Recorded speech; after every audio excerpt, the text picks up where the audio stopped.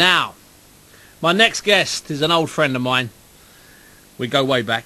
Well, I've known him a long while. I've filmed with him a few times. He shouted at me a few times. We've shaken hands a few times. We've sat and had his special drink in his special coffee shop in his hometown of Philadelphia a few times. We've looked at prisons he's been to. We've looked at streets he's walked down. And we've been to gyms he's fought in. I've got a lot of respect for him. I like him an awful lot. And on the 18th of December, takes on Jean Pascal for the WBC light heavyweight belt and a few other belts, diamond belts, that type of thing. He is, without doubt, one of boxing's most enigmatic, charismatic, and at the same time, a guaranteed nailed-on Hall of Famer. Of course, I'm talking about the executioner, Bernard Hopkins, and I think Bernard's on the line now. Good afternoon, Bernard. Yes, good afternoon. I'm here on the line, and thanks for the presentation, and the coffee shop is still standing. And you've still got your special mix there, your special drink? They still got the special drink on the menu, man. It's flying off the... unfortunately, I can't get a percentage of it right now because it blew up, but yeah, it's still there, and they are big fans of mine. Look, everybody excited about the next couple of weeks, and hey, man, I know we're going to get to it. I'm going to let you answer the question. I will. Bernard, this is just like the Pavlik fight a couple of years ago and the Kawasaki fight. This is another really tough fight. Pascal's he's a good fighter, and this would be, I've got to be honest with you, this could be one of your top 2 or 3 scalps if you can pull this off against Pascal. Is that how you see it? Yes. This is very, very challenging for me, and his titles of being a guy that's coming to fight and a guy that's young and a guy that, has some talent and very awkward. And we've seen him dismantled Chet Dawson. Yeah. But I'm up for the challenge, and I wouldn't want any better than what it is now. I'm in his hometown. I have to either put up or shut up. And, this was Bernard Hopkins been operating on right out of, the old bad place that I've got all this determination and all this focus and this discipline. It comes from somewhere, and it came from that. And this is the thing where I have to deliver. I mean, there's no question about it. I mean, we heard all my sound bites over the years, and then I meant those things. But at the end of the day, it's about delivering, man. And I'm going in to deliver. I'm not looking for a favor. If I can't get a favor in the States, I can't get a favor out there. And I'm going over there just to do one thing, is to bring those titles back by any means necessary. But is this going to be the way you're going to do it? A sort of a big-ish fight or a big fight per year for how long? Because, there was the Pavlik Kawasaki 2008, the Mexican guy 2 years ago, then this year Jones, rather, and then we'll finish off this year with Pascal. What are you thinking, 1 or 2 a year, just picking big names? For how long? That's the... I know you get asked that question all the time, but I've got to ask you. I mean, I'm glad you brought up Pavlik, and that was that's great you did, because I went through a little disappointment with Golden Boy Promotion, and I'm put it out there because it's no secret. We talked about it. We got our air cleared.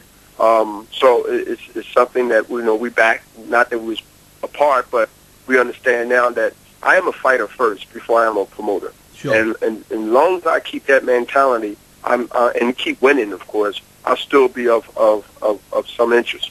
But in the same time, after the Pavlik fight that you mentioned, all of a sudden, I believe I was shelved. I was shelved for 16 months. Yeah, and I didn't understand. I didn't understand how a guy with one of the biggest boxing companies and one of the biggest icons of the sport, and that's my partner De La Hoya, that Bernard Hopkins and Shane Mosley, after beating Margarito, 2 biggest upsets from 2 fighters, for whatever it's worth, African Americans, sat for a year and a half before we got another title shot. Does seem crazy, but listen, the thing is, did I want to fight Arrigue? No. Arrigue was somebody that I needed to at least get the dust off, and I can spar in the gym, or I can do something special at home just to stay busy. Sure.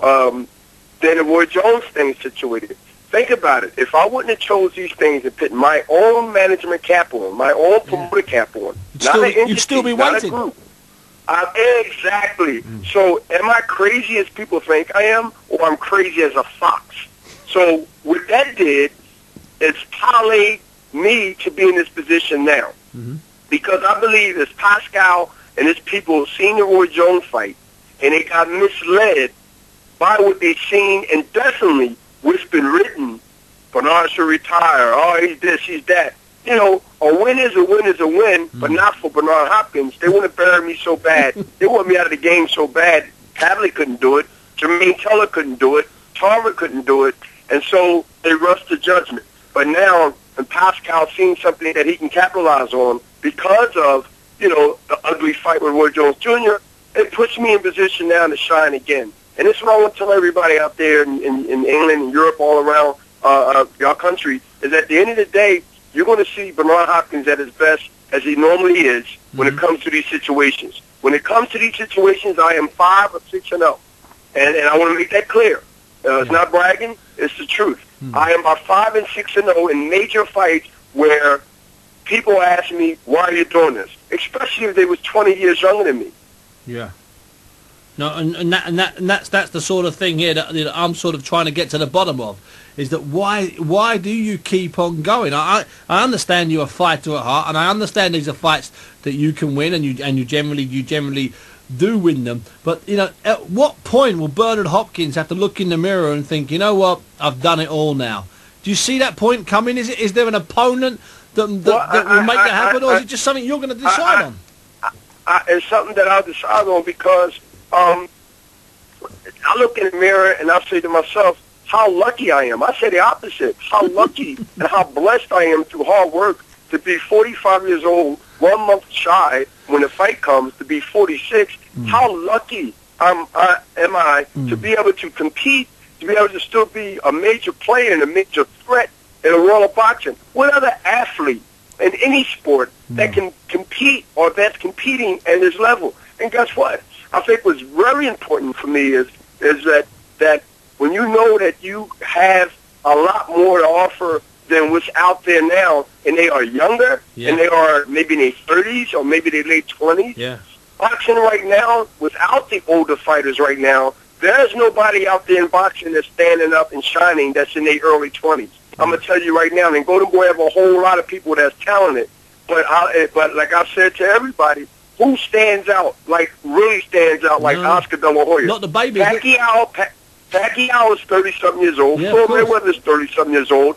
We have an old superstar studded American fighters today that's the thread that's holding the pants up from falling apart. And that's what we have right now. Until somebody stand out like the Ali in his era, like the Oscar in his era, like the Ray Leonards, like the Bernard Hopkins, like the Marvin Haglers, then we 4 or 5 years, we get a big superstar. Yeah. But as you say, it's a lot of the guys that have been around, not 5, not 10, not 15, sometimes 20. Let me ask you this, Bernard. A great listener on the show, Doug in Sligo, wants to know, with all of what you've learned and you know from boxing, when you do finally hang those gloves up, will you become? You've already worked with Golden Boy. No, will you become a trainer? I'll never become a trainer.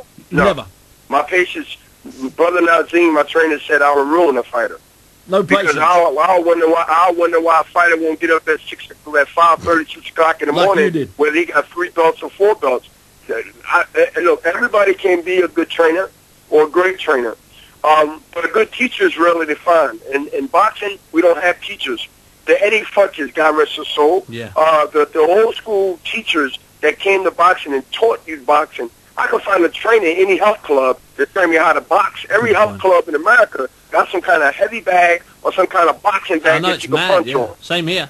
But how many teachers do we have? How many teachers can tell the fighter how to be taught where he wins the belt and he keeps the belt for 10 years and 12 years and 11 years? Yeah. What happened to the longevity in boxing where if a guy had a champion, he kept it for so long, not because the competition was weak, because he just was taught whatever. When you keep it, you got to learn how to be experienced to keep it. And so one win a belt Friday and lose it the next Friday. So I'd rather be on the business end of it, and I also rather be on a motivational or give some advice. I like that part better than the training part because I think that fighters that can do it, that still can articulate, and still can talk, and their brains ain't scrambled inside their head, I think they ought to be the ones like the NBA. They have commentators, color commentators, NBA players doing what? Calling blow by blow about fights, about their opinion, about their credibility to the opinion. I think if there's more of us can do that, more of us can be spared from what we do and health reasons. I think that other avenues are great for us to be able to share a different light in a different era where we just ain't in the gym being a trainer. Why would a Hall of Famer trainer be in the corner? He done it already. Yeah, good I point. mean, yeah, I love Buddy McGirt, and he done a great job, and he made good trainers. But where is the fighters that's going to become businessmen? Where is the fighters that are going to take Don King place and Bob Arum place? These guys are in their 70s and 80s. You think they're going to live the next 20, 30 years? No. Bernard, you are so right. It's December the 18th. It's in Quebec. It's Bernard Hopkins, a proper living, breathing legend, against Jean Pascal. It's a good fight. Listen, Bernard, it's a pleasure to have you on the show. Always, and all my fans out there in Europe and on the other side of the world, watch it. It's going to be a great fight, and I'm going to put my all into it, and God bless. Bernard Hopkins, thank you so much. Bernard Hopkins there, not